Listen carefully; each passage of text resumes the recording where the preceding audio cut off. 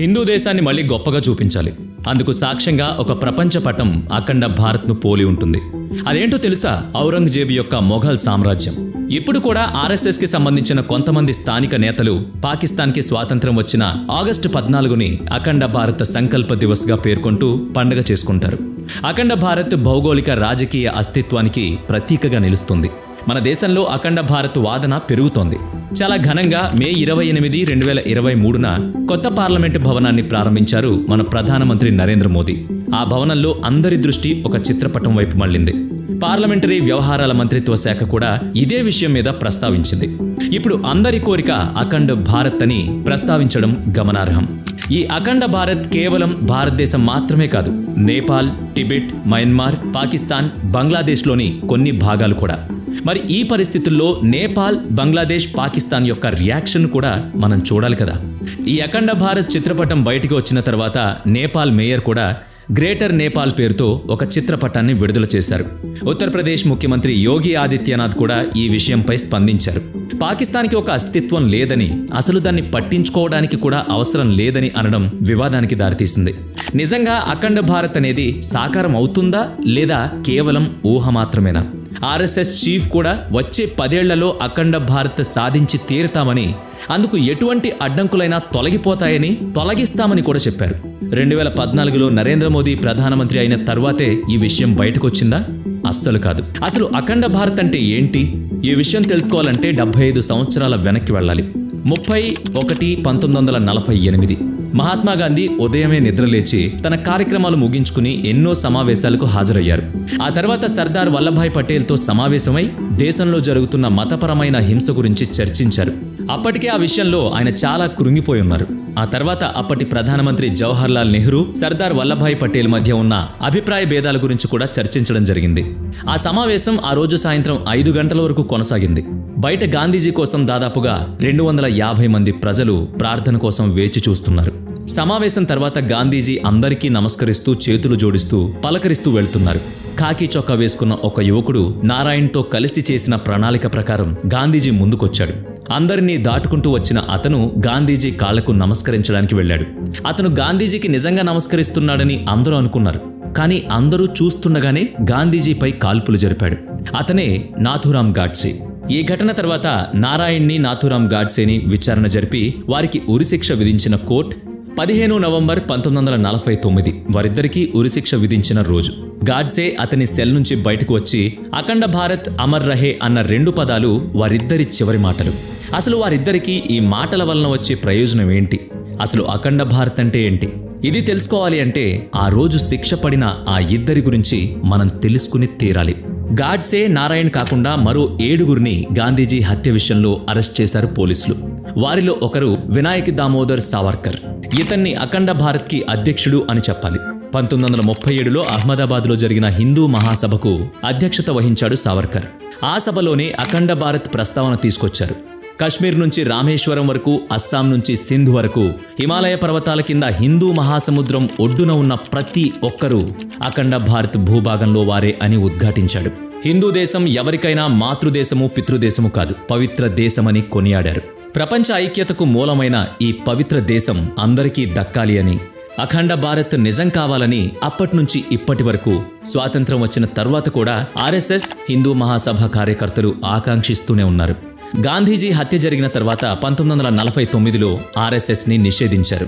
MS Golwalkar, అప్పటి RSS chief, ఒక press కాన్ఫరెన్స్లో పాకిస్తాన్ విడిపోయిన తర్వాత సంతోషంగా లేదని చెప్పారు. అతను రచించిన బంచ్ ఆఫ్ థాట్స్ అనే పుస్తకంలో కూడా పాకిస్తాన్ను, భారతదేశాన్ని మళ్లీ కలపాలని, అలాగే అఖండ భారత్లో ఆఫ్ఘనిస్తాన్లోని కొంత భాగాన్ని కూడా చేర్చాలని సూచించారు. అలాగే ఇరాన్ కూడా ఒకప్పుడు ఆర్యన్ సంస్కృతిని పాటించేదని, అక్కడి రాజు రిజా షా పెహ్లవి ఇస్లాం మతాన్ని కాకుండా ఆర్యన్ సంస్కృతిని ఎక్కువగా ప్రోత్సహించారని చెప్పారు. పార్సీల పవిత్ర గ్రంథం జెండ్ అవస్థ అధర్వణ వేదం నుంచి తీయబడింది. భారతీయ పార్టీలు అన్నీ కూడా దాదాపు అఖండ భారత్ కోసమే కృషి చేయాలని అప్పట్లో భావించాయి. 1953లో ఇలాంటి సమావేశాలు ఎన్నో జరిగాయి. అదే సంవత్సరం భారతీయ జనసంఘం అధ్యక్షులు శ్యామ్ ప్రసాద్ ముఖర్జీ కన్నుమూశారు. కాశ్మీర్కు ప్రత్యేక ప్రతిపత్తి కల్పించే భారతీయ జాతీయ కాంగ్రెస్ విధానాన్ని ముఖర్జీ వ్యతిరేకించారు. గోహత్య, కాశ్మీర్కు ప్రత్యేక ప్రతిపత్తి కల్పించే 370 రాజ్యాంగ ప్రకరణపై కూడా వ్యతిరేకత చూపించడం జరిగింది. 1965లో భారతీయ జనసంఘ్ ఒక తీర్మానాన్ని ప్రవేశపెట్టింది. అందులో భారతీయ సంస్కృతి ఏ ఒక్క మతానికి పరిమితం కాదు, ముస్లింలు కూడా జాతీయ సమైక్యతలో భాగం కాబట్టి పాకిస్తాన్ను, భారతదేశాన్ని మళ్లీ తిరిగి కలిపి చూడాలని ఆ తీర్మానం వెల్లడించింది. ఆర్ఎస్ఎస్ పబ్లిషింగ్ హౌస్లో ప్రచురితమైన సురుచి ప్రకాశన్ పుణ్యభూమి భారత్ అన్న పేరుతో ఒక మ్యాప్ని ప్రచురించింది. అందులో ఆఫ్ఘనిస్తాన్ని ఉఫ్ఘనిస్తాన్గా, మయన్మార్ని బ్రహ్మదేశంగా, టిబెట్ని త్రివిష్టంగా, బే ఆఫ్ బెంగాల్ను గంగా సాగరంగా, అరేబియన్ మహాసముద్రాన్ని సింధు సాగరంగా, ఇండియన్ ఓషన్ను హిందూ మహాసముద్రంగా పేర్కొంది. ఇప్పటికి కూడా ఆగస్టు 14న పాకిస్తాన్ స్వాతంత్ర దినోత్సవాన్ని పురస్కరించుకుని అఖండ భారత్ సంకల్ప దివస్గా ఆర్ఎస్ఎస్ జరుపుకుంటుంది. అంటే అఖండ భారత్ నినాదాన్ని ఇంకా ప్రజల్లో నింపాలని చూస్తుంది. అయితే ఇక్కడ ఒక కన్ఫ్యూజన్ ఉంది. అఖండ భారత్ అనేది భౌగోళిక రాజకీయ సిద్ధాంతం. అయితే ఇప్పటి ఆర్ఎస్ఎస్కి అది ఒక అస్తిత్వం. అఖండ భారత్లో భాగమైన పాకిస్తాన్, నేపాల్, బంగ్లాదేశ్ వీటన్నిటి సంస్కృతి, సాంప్రదాయాలు కూడా భారతీయ సంస్కృతిని పోలి ఉంటాయి అని వారు భావిస్తారు. 70 సంవత్సరాలుగా ఆ సాంప్రదాయాలు మారిపోయాయి. వాటి గురించి ఆలోచనలు కూడా మారాయి.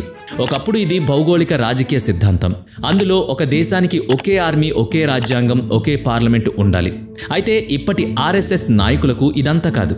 కేవలం ఒక సాంస్కృతిక సిద్ధాంతం ఉంటే సరిపోతుంది అని అంటారు. అంటే అఖండ భారత్ను భౌగోళిక రాజకీయ వ్యవస్థగా మార్చడం అనేది కుదరని పని. ఆర్ఎస్ఎస్ నాయకులు మాత్రం అఖండ భారత్ని భౌగోళిక రాజకీయ వ్యవస్థగా ఒకప్పుడు చూపించారని, కాబట్టి ఇప్పుడు అది సాధ్యం చేసుకోవచ్చని అంటారు. అసలు అఖండ భారత్ అనేది మన చరిత్రలో ఉందా? పార్లమెంట్లో ఆ చిత్రపటాన్ని చూసిన ప్రతి ఒక్కరి ఆలోచన ఇది. విదేశీ వ్యవహారాల మంత్రిత్వ శాఖ కూడా దీనిపై స్పందించింది. ఇది అఖండ భారత్ చిత్రపటం కాదు, అశోకుడు ప్రవేశపెట్టిన మౌర్య సామ్రాజ్యం అని వివరణ ఇచ్చారు. అంటే అశోకుడి ఆలోచనలు అఖండ భారత్ నిజంగానే సాఫల్యతకు నోచుకుందా? 250 BC నాటి ఈ మ్యాప్ని చూడండి. అప్పట్లో ఇలాంటి చిత్రపటాలు ఉండేవి కాదు. కేవలం ఎవరి సామ్రాజ్యం ఎంతగా విస్తరించిందో చెప్పడానికి మాత్రమే వారు ఇలా ఒక రూపుని మ్యాప్ రూపంలో తీసుకునేవాళ్ళు. పురాతత్వ శాస్త్రవేత్తలు కేవలం నాణ్యాలను మాత్రమే పరిగణిస్తారు. ఆ నాణ్యాల మీద అవి ఎవరి సామ్రాజ్యంలోని అధికారంలో తయారైనవో తెలుస్తుంది. అలాగే కొలతలు ఇంకా రాళ్ల మీద ఉండే లిపి ఆధారంగా ఏ కాలం నాటివో కూడా పరిగణిస్తారు. ఇవే కాకుండా అశోకుడి కాలంలో ఉపయోగించిన లిపి సామాగ్రి ఆఫ్ఘనిస్తాన్లోనూ కర్ణాటకలోనూ లభ్యమయ్యాయి. మౌర్య సామ్రాజ్యం ఎంతగా విస్తరించిందో దీన్ని బట్టి మనం అర్థం చేసుకోవచ్చు. అశోకుడి పాలనలో కూడా దక్షిణ భారతదేశంలోని తమిళనాడు, కేరళ అతని ఆధీనంలో లేవు. చోళులు, చేరులు ఈ భాగాన్ని పాలించారని చరిత్ర చెబుతోంది. అలాగే ఆగ్నేయ భారతంలో కొన్ని భాగాలను కూడా మౌర్యులు పాలించలేదు. అంటే ఆగ్నేయ భారతంలోని ఆ భాగాలు కేరళ, తమిళనాడు అఖండ భారతంలో భాగం కాదా? కొంతమంది ఈ విషయంలో మౌర్య సామ్రాజ్యం గురించి కాకుండా గుప్తుల కాలం గురించి కూడా మాట్లాడతారు. 4th, 5th, 6th BCల కాలం గుప్తుల కాలం. వీళ్లు భారతదేశంలోని కొన్ని భాగాలను పాలించారు. భారత్లోని ఈశాన్య భాగంలో పాలన కూడా చేశారు. దక్షిణ భాగాన చోళులు, చేరులు, రాష్ట్రకూటులు పరిపాలన చేశారు. ఇప్పుడు మనం చూస్తున్న అఖండ భారత్ చిత్రపటం గుప్తుల కాలం నాటిది కాదు. అలాగని అశోకుడు కాలం నాటిది కూడా కాదు. అయితే ఔరంగజేబు పరిపాలించిన మొఘల్ సామ్రాజ్యం చిత్రపటాన్ని అఖండ భారత్ చిత్రపటం పోలి ఉంటుంది. కాబూల్ నుంచి గౌహతి, శ్రీనగర్ నుంచి మైసూరు వరకు ఔరంగజేబ్ మొఘల్ సామ్రాజ్యం విస్తరించి ఉంది. అలా అని పూర్తి అఖండ భారత్ ఔరంగజేబ్ ఆధీనంలో కూడా లేదు. మహారాష్ట్రలోని కొన్ని భూభాగాలు మరాఠాలు, హైదరాబాద్లోని కొన్ని భూభాగాలు నిజాంలు, మైసూర్లోని కొన్ని భూభాగాలను వడియర్లు పరిపాలించారు.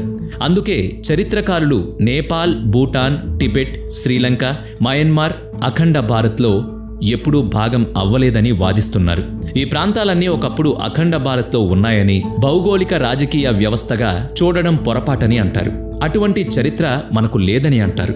దీని ప్రకారం ఆర్ఎస్ఎస్ నాయకులు అఖండ భారత్ను భౌగోళిక రాజకీయ వ్యవస్థగా కాకుండా సాంస్కృతిక వ్యవస్థగా మాత్రమే చూడాలని అంటారు. అంటే ఆర్ఎస్ఎస్ ప్రకారం భారత్, బంగ్లాదేశ్, పాకిస్తాన్ ఇంకా అఖండ భారత్లో ఒకప్పుడు ఉన్నాయని అనుకుంటున్న దేశాలకు సాంస్కృతిక అనుసంధానం, కల్చరల్ లింకేజ్ ఉంది. 2012లో నరేంద్ర మోదీ యూపీ ముఖ్యమంత్రిగా ఉన్నప్పుడు భారత్ ఎవరితోనూ ఏ విషయంలోనూ యుద్ధాన్ని కోరుకోదు అని, కేవలం అన్ని దేశాలను సామరస్యంగా, శాంతంగా మాత్రమే కలపాలని చూస్తుంది అని అనడం ఇందుకు ఉదాహరణ. దీన్నే సాంస్కృతిక భారత్ అని కొత్త పేరుతో పిలిచారు. అంటే దీని అర్థం ఏంటి? సాంస్కృతిక భారత్లో భాగమైన దేశాలన్నిటికీ వీసా లేకుండా ప్రయాణం చేయొచ్చా? భౌగోళిక రాజకీయ వ్యవస్థ కాదు, సాంస్కృతిక భారత్గా చూడడానికి ప్రతి దేశానికి ఆర్మీ కూడా ప్రత్యేకంగా ఉంటుందా? ఈ విషయాల గురించి ఎక్కడా స్పష్టత లేదు. సాంస్కృతిక భారత్ అవ్వడానికి భారత్ ప్రతి దేశంతో యుద్ధానికి దిగవలసి వస్తుందా? వీటి గురించి ఆర్ఎస్ఎస్ వారిని అడిగినప్పుడు మనం అటువంటి సంస్కృతి కలిగిన వాళ్ళం కాదు, మనల్ని మనం రక్షించుకోవడమే కాకుండా ఇతరులను కూడా రక్షించే సంస్కృతి అలవాటు చేసుకున్న వాళ్ళమని సమాధానం ఇచ్చారు. మనం సాంస్కృతిక అస్తిత్వం గురించి మాట్లాడుకుంటున్నాం. భారత్ ఎప్పటికీ జియోపొలిటికల్ ఎంటిటీ కాలేదు, అంటే భౌగోళిక రాజకీయ అస్తిత్వం దిశగా అడుగులు వేయదు. ఫిబ్రవరి 23, 2022న రష్యా ఉక్రెయిన్ మీద దాడి చేసింది. రష్యా అధ్యక్షుడు వ్లాదిమిర్ పుతిన్ ఎన్నోసార్లు తన ప్రసంగంలో ఉక్రెయిన్ స్వతంత్ర దేశంగా ఉండడానికి వీల్లేదని, ఒకప్పటి అఖండ రష్యాలో అది కూడా భాగమేనని, ఇప్పుడు మళ్లీ దాన్ని సాధించేందుకు వెనకాడబోమని చెప్పడం మనం గుర్తు చేసుకోవాలి. గత సంవత్సరం ఆయన 18వ శతాబ్దానికి చెందిన పీటర్ ది గ్రేట్ అనే అధ్యక్షుడితో తనను పోల్చుకున్నారు. అప్పట్లో ఎలాగైతే పీటర్ రష్యాని కాపాడుకున్నారో, చుట్టూ ఉన్న అన్ని దేశాలను దాని కిందకి తీసుకొచ్చారో, ఇప్పుడు తాను కూడా అదే పద్ధతులను అవలంబిస్తానని నిక్కచ్చిగా చెప్పారు. ఇక్కడ పుతిన్ మాత్రమే రష్యా గురించి, అఖండ రష్యా గురించి మాట్లాడడం లేదు. మరోపక్క చైనా అధ్యక్షుడు జిన్పింగ్ కూడా చైనాని అఖండ చైనాగా చూడాలని ఆకాంక్షిస్తున్నట్టుగా ఎన్నోసార్లు తెలిపారు. ఇక ఇప్పుడు ఆర్ఎస్ఎస్ పాట కూడా అదే. ఒకప్పుడు భారతదేశంలో భాగమైన ఇతర దేశాలు తిరిగి కలిపి హిందూ దేశాన్ని మహోన్నతంగా తిరిగి సాధించాలి అన్నది వారి ప్రయత్నం. అయితే ఇక్కడ చాలా సమస్యలున్నాయి. మొదటిది విదేశీ వ్యవహారాలు. మన దేశం విదేశీ వ్యవహారాల విషయంలో చాలా పటిష్టంగా ఉంది. అందుకే ఏ దేశంతోనూ యుద్ధం కోరుకోదు. రష్యా ఉక్రెయిన్ యుద్ధ సమయంలో కూడా రష్యాకి మన దేశం, ఉక్రెయిన్కి ఒక సార్వభౌమత్వం ఉంది అని, దాన్ని కాపాడుకోవడానికి ఉక్రెయిన్ తప్పకుండా ప్రయత్నించాలి, వారి సార్వభౌమ హక్కుల మీద రష్యా దాడి చేయడం సబబు కాదు అని తన అభిప్రాయాన్ని తెలియజేసింది. ఎక్కడో రష్యా మీదే ఇలాంటి వ్యాఖ్యలు చేసిన మన భారతదేశం ఇతర దేశాల సార్వభౌమత్వాన్ని తన చేతిలోకి తీసుకుని అఖండ భారత్ని తిరిగి స్థాపించుకోవడం అనేది జరిగే పనేనా? అసలు భారత్ విదేశీ వ్యవహారాల విషయంలో ఒక రివిజనిస్ట్ సంస్కారిగా వ్యవహరిస్తుంది. ఇతర దేశాలను వశపరుచుకునే క్రమంలో భారత్ అటువంటి ఆలోచనలు కనీసం కూడా చెయ్యదని, దేశాల విస్తరణ చేయడం అనేది ఒక మానసిక రుగ్మత అని మన ప్రధాని ఒక ప్రసంగంలో చెప్పిన మాట ఇక్కడ ప్రస్తావించుకోవాల్సిన అవసరం ఉంది. 2018లో షాంగ్రిల్లాలో జరిగిన సమావేశంలో ప్రధానమంత్రి పాకిస్తాన్ తన సరిహద్దులని మార్చుకోవాలని చూస్తుందని, కానీ భారత్ అందుకు వ్యతిరేకమని తెలియజేశారు. చైనా, పాకిస్తాన్ల సరిహద్దు వివాదంలో కూడా మనకు అన్ని దేశాల మద్దతు ఉంది. ఎందుకంటే మనం సరిహద్దును విస్తరించుకునే రివిజనిస్టిక్ కామని ప్రతి దేశానికి తెలుసు. అందుకే ఇండో చైనా సరిహద్దు విషయంలో కూడా అమెరికా లాంటి అగ్రదేశం మనకే మద్దతిస్తుంది. చైనా మాత్రం తన హద్దులను ఇంకా విస్తరింపచేయాలని కోరుకుంటుంది. పాకిస్తాన్తో మనం ఎన్నో యుద్ధాలు చేశాం, కానీ వారి ప్రాంతాలను మనం ఎప్పుడూ ఆక్రమించుకోవడానికి ప్రయత్నం చేయలేదు. మన ప్రాంతాన్ని కాపాడుకోవడానికి మాత్రమే యుద్ధాన్ని చేశాం. విదేశీ సమావేశాల్లో కూడా ఇంటర్నేషనల్ ఫోరమ్స్ మద్దతుని కూడగట్టుకోవడానికి మన మాటలు, చేతలు ఎప్పుడూ అందుకు తగ్గట్టుగానే ఉంటాయి. అంతేకాని విదేశాంగ శాఖ మంత్రి జయశంకర్ కిషన్ నోటి నుంచి ఒక్క మాట అఖండ భారత్కి సంబంధించి వచ్చినా అది ఎన్ని వివాదాలకు దారితీస్తుందో అందరికీ తెలుసు. అందుకే అఖండ భారత్ విషయంలో జై కిషన్ నోరు మెదపడం లేదు. అదే కనుక జరిగితే ఇతర దేశాలు భారతదేశాన్ని ఎలా విశ్వసిస్తాయి? పార్లమెంటు భవనం ప్రారంభించినప్పుడు కూడా అక్కడ కనిపించిన మ్యాప్ అఖండ భారత్ కాదు, అశోకుడు పరిపాలించిన ప్రాంతానికి సంబంధించిన పటమని సమర్థించారు. అయితే నేపాల్ ప్రధానమంత్రి ఆ పటంలో బుద్ధుడి స్వస్థలమైన లుంబిని కూడా ఉందని ప్రస్తావించారు. ఇండియా, నేపాల్ మధ్య దౌత్యపరమైన విభేదాలు వచ్చే ప్రమాదం ఉందని హెచ్చరించారు. అయితే అఖండ భారత్ విషయంలో విదేశీ విధానాల వలన ఇలాంటి వివాదాలు మనకి కొత్తేమీ కాదు అని గుర్తుంచుకోవాలి. 2015లో బీజేపీ నాయకుడు రామ్ మాధవ్ను ఒక బ్రిటిష్ ఛానల్ ఇంటర్వ్యూ చేసింది. అందులో ఆయన ఏదో ఒక రోజు చారిత్రక విధానాలతో దూరమైన భారత్ చుట్టుపక్కల దేశాలన్నీ తిరిగి ఏకమవుతాయని, అఖండ భారతం ఎలాగైనా సాధించి తీరుతామని చెప్పారు. అదే సంవత్సరం ప్రధానమంత్రి నరేంద్ర మోదీ మొట్టమొదటిసారిగా ప్రధానమంత్రి అయిన తర్వాత పాకిస్తాన్ను ఆకస్మికంగా సందర్శించడం జరిగింది. అయితే ఈ అఖండ భారత్ ఇంటర్వ్యూ వలన ఆయన పర్యటనకు ప్రాముఖ్యత లేకుండా పోయింది. ఉన్నతాధికారులు ఎవరైనా ఈ అఖండ భారత్ విషయంలో ఎటువంటి వివరణ వచ్చినా అది విదేశాంగ విధానంలో విపత్తును తీసుకొస్తుంది. అంతేకాదు, ఒకవేళ అలాంటి నిర్ణయం తీసుకున్నా శాంతి సమావేశాలతో కాకుండా యుద్ధంతో మాత్రమే మనం అఖండ భారత్ని సాధించాల్సి వస్తుంది. ఒకసారి ఆలోచించండి, పాకిస్తాన్లోని లాహోర్లో, ఇస్లామాబాద్లో మన భారతీయ జెండా ఎగరదు. వారు మనకి పూర్తిగా వ్యతిరేకం. మరో విషయం, భారత్, పాకిస్తాన్ రెండు దేశాలు అణు యుద్ధాలు చేయగల సామర్థ్యం కలిగి ఉన్నాయి. ఒకవేళ యుద్ధమే గనక సంభవిస్తే రెండు దేశాల మధ్య అణు యుద్ధం ఎంత ప్రమాదమో మనందరికీ తెలుసు. 1999 లాహోర్ సమావేశంలో ఇండియా పాకిస్తాన్ అణు పరీక్షల ఒప్పందం కూడా ఇక్కడ గుర్తు చేసుకోవాలి. ఆ ఒప్పందంలో సంతకం చేసిన వారిలో మన ఇప్పటి ప్రధానమంత్రి నరేంద్ర మోదీ కూడా ఉన్నారు. అందుకే ఆయన ఎప్పుడూ అణు వ్యవహారాల గురించి సంబంధించి భారత్ ఈ విషయంలో చాలా బాధ్యతగా ఉంటుంది అని చెప్తూనే ఉంటారు. మరోపక్క అఖండ భారత్ గురించి ఎవరైతే ఆర్ఎస్ఎస్ నాయకులు తమ అభిప్రాయాలను వ్యక్తపరుస్తున్నారో వారే భారతదేశంలోని ముస్లిం జనాభా గురించి కూడా ఆందోళన వ్యక్తం చేయడం విచారకరం. భారతదేశంలోని ఏ ప్రాంతంలో అయితే 20 నుంచి 35% వరకు ముస్లిం జనాభా ఉంటుందో అక్కడ మతపరమైన ఘర్షణలు ఖచ్చితంగా జరుగుతాయని వారు చెబుతున్నారు. మరి అలాంటప్పుడు అఖండ భారత్ ఉద్దేశం ఏంటి? అసలు ఆ సాధనకు కావాల్సిందేంటి? ఇది అసాధ్యమైన విషయం అని ఆర్ఎస్ఎస్ వాళ్ళకి బీజేపీ వాళ్ళకి తెలుసు. అందుకే భౌగోళిక రాజకీయ అస్తిత్వం గురించి కాకుండా సాంస్కృతిక అస్తిత్వం గురించి మాత్రమే మాట్లాడతారు. అలాంటప్పుడు అఖండ భారత్ గురించి మాట్లాడాల్సిన అవసరం ఏంటి అంటే దానికి ఒకటే సమాధానం: ఎన్నికల్లో గెలుపు. అందుకు ముఖ్యంగా రాష్ట్రీయవాదాన్ని, జాతీయవాదాన్ని ప్రతి ఎన్నికల్లో లేవనెత్తడం. 2014లో బీజేపీ ఎన్నికల గురించి ఇచ్చిన ప్రణాళికలో ప్రశాంత్ కిషోర్ ఇదే యుక్తిని ఉపయోగించారు. బీజేపీ ప్రతిసారి ఎన్నికలకు ఇదే వాదాన్ని ఉపయోగించుకుంటుంది, గెలుస్తుంది కూడా. ఒక అంచనా ప్రకారం భారతదేశంలోని 72% మంది భారతదేశం గొప్ప దేశం కాకపోవచ్చు, కానీ ఇక్కడ సంస్కృతి మాత్రం గొప్పది అని అంగీకరించేవారున్నారు. అలాగే 62% మంది అసలు హిందువుగా పుట్టడం, ఉండడం తమ జన్మకే గర్వకారణం అనేవాళ్లు ఉన్నారు. ఇదిగో ఇలాంటి మాటలు మాట్లాడే వాళ్ళని, బీజేపీని సమర్థించే వాళ్ళని టార్గెట్గా చేసుకుని అఖండ భారత్ ఆలోచనని ముందుకు తీసుకువెళ్లాలని ప్రయత్నం చేస్తున్నారు. కానీ అది అసంభవం. సరే, రాజకీయాల గురించి పక్కన పెడదాం. అసలు ఏదైనా ప్రణాళిక ముందు జరగాలి అంటే దానికి ఒక ఆలోచన, ఒక ఊహ ఎంతో అవసరం. ఉక్రెయిన్ మీద దాడి చేసినప్పుడు రష్యా అధ్యక్షుడు ఉక్రెయిన్ రాజధాని కీవ్ పురాతన రష్యాకు తల్లి లాంటిదని, ఆ ప్రదేశం వదిలి రష్యా ప్రజలు ఉండలేరని వ్యాఖ్యానించారు. ఇలాంటి నమ్మకాలు రష్యా ప్రజల్లో ఎక్కువే. అందుకే అక్కడ రష్యాలో 64% మంది ప్రజలు యుద్ధానికి ముందు రష్యా, ఉక్రెయిన్ 2 దేశాలు ఒకటేనని భావించేవాళ్లు ఉన్నారు. ఒకటి కావాలంటే ఒకటి పోగొట్టుకోవాలి. అందుకే ప్రజలు కొంత త్యాగాన్ని అలవర్చుకోవాలి అని అనుకున్నారు. కానీ పరిస్థితులు అందుకు భిన్నంగా ఉన్నాయనుకోండి, దాని గురించి ఇప్పుడు ఇక్కడ మాట్లాడుకోవడం లేదు. దీన్నే జాతీయవాద శక్తిగా పేర్కొంటారు. అఖండ భారత్, అఖండ చైనా, అఖండ రష్యా ఇలాంటివి సాధించడం అవాస్తవికంగా వాస్తవం. అసలు ఇలాంటి ఊహకందని విషయాలన్నీ రాజకీయవేత్తలు కేవలం తమ స్వార్థం కోసం, ఎన్నికల కోసం మాత్రమే ఉపయోగించుకునే ప్రేమ కథలు. అయితే ఇక్కడ కథలో ఒక హీరోతో పాటు విలన్ కూడా ఉంటాడు. మరి అఖండ భారత్ కథలో విలన్ ఎవరు? భారత్కి స్వాతంత్రం వచ్చిన తర్వాత ముస్లిం, ఇస్లామిక్ వాదన ఎంతగా ప్రబలిందో అలాగే హిందూ తత్వం గురించి కూడా అంతగానే ఎక్కువైంది. ముస్లింలు అంతా తమకి ప్రత్యేక ఇస్లామిక్ రాజ్యం కావాలి అని ఎలా అయితే కోరుకున్నారో, హిందువులు కూడా తమకు ప్రత్యేకంగా హిందూ దేశం కావాలని కోరుకున్నారు.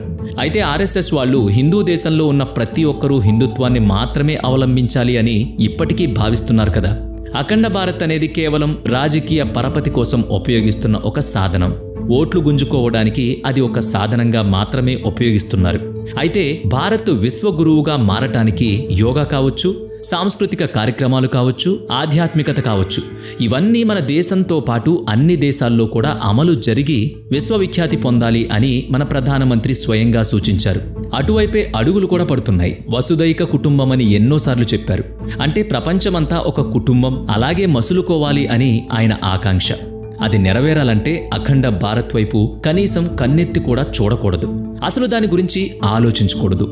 మరి ఈ వీడియో మీకు నచ్చినట్లయితే లైక్ చేయండి, షేర్ చేయండి. అలాగే ఇప్పటి వరకు మన ఛానల్ని సబ్స్క్రైబ్ చేసుకున్నట్లయితే ఇప్పుడే సబ్స్క్రైబ్ చేసుకుని బెల్ ఐకాన్ మీద క్లిక్ చేయండి. నెక్స్ట్ వీడియోలో మళ్ళీ కలుద్దాం. Thanks for watching.